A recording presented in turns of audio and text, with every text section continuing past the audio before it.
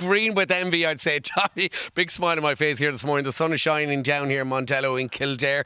Leo, vintage Formula 1 racing is back. Yeah, we've got a big weekend ahead of us, Derek, at Mondello Park, the Carol Nash Historic Festival here. We've got loads of stuff for the whole family to do. We've got live music, street food, and of course we've got some of these wonderful cars. Now, talk us through our first car here this morning, Leo. What a beauty. This is a Mark 1 Escort, called a Bubble Arch Mark 1 Escort because of the big arches on the side of it, obviously. It was gifted to us by the late John Campion. We're going to name a corner in his honour this weekend, but it will be driven by Billy Coleman. You can see he's previously signed the car here. Billy Coleman, probably Ireland's most famous rally driver. What is the top speed on that now? Well, it's a rally car, so top speed is not crucial, but probably in excess of 120 miles an hour. If we're talking kilometres, of course, Derek, in modern day, 200 kilometres an hour. 200, so there's somewhere a fair bit of power in her, like. Lots of acceleration. And what's the litre in that one then? That's a 2-litre engine in that one. Now, talk us through Lola. We love Lola. Well, this is a 1960s sports racing car, so a very potent bit of machinery. And in the 60s, this would have been state of the art. As you can see, driver safety wasn't as important probably as it is these days. But it's got a 5-litre V8 Chevrolet engine in the back. 5 times the size of your average road car, Derek. Like, in all honesty, how would you keep it filled like? Well, it's probably gallons per mile instead of miles per gallon in this. But fuel economy wasn't a priority back in the 60s. Okay. Now, in terms of the worth of the car, then.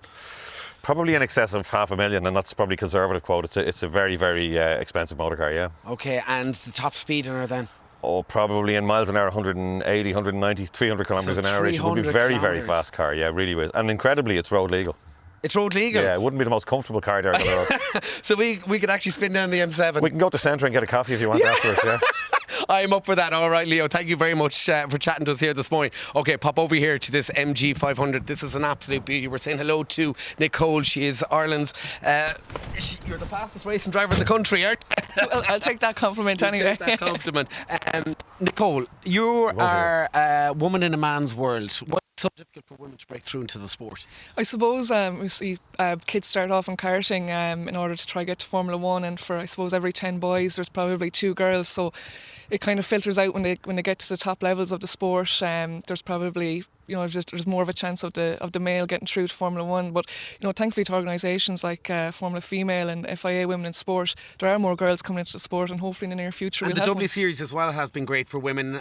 Jamie Chadwick, of course, a big female racing driver as well. She's broken through into the W Series. Huge, yeah, and I mean they're racing alongside Formula 1 now, so we're really getting some big high profile stuff on the women in sports. That's great. But if you want to talk about Formula 1, right, there's only been 5 Formula 1 female racing drivers in the history of the sport. We have to go back to Desiree Wilson back in the 1980s in the UK.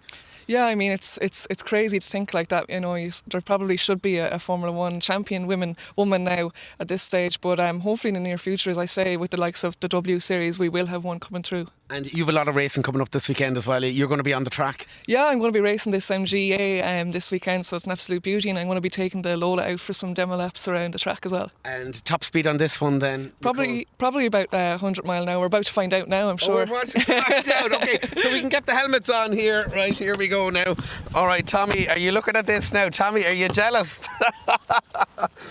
We're getting... Okay, right. There we go. We got our seatbelts here. Hold on now. Okay, off we go. Fire her up there. Start her up there. Okay, we got the seatbelts here. All right. This woman is a tip woman, by the way. A Limerick man. We're heading down the M7. Are you ready to go? See you later, Tommy. I love it. I'm so jealous. I actually have him. Tell him we're in here. I have a convertible, like a green Beetle from 1971. And it's my pride and joy. Hello, you're welcome back. Hello. It's so cool. I actually want to show a picture of it in the next hour. I love it. It's class. Well, I'd say its top speed is going miles an hour, about 40 miles an hour. So I don't think I'm going to be racing this weekend. But it's like Ireland green. Oh, I love it. Anyway, listen, there's nothing. When the sun comes out, can't beat it. Anyway, thank you for that, Derek.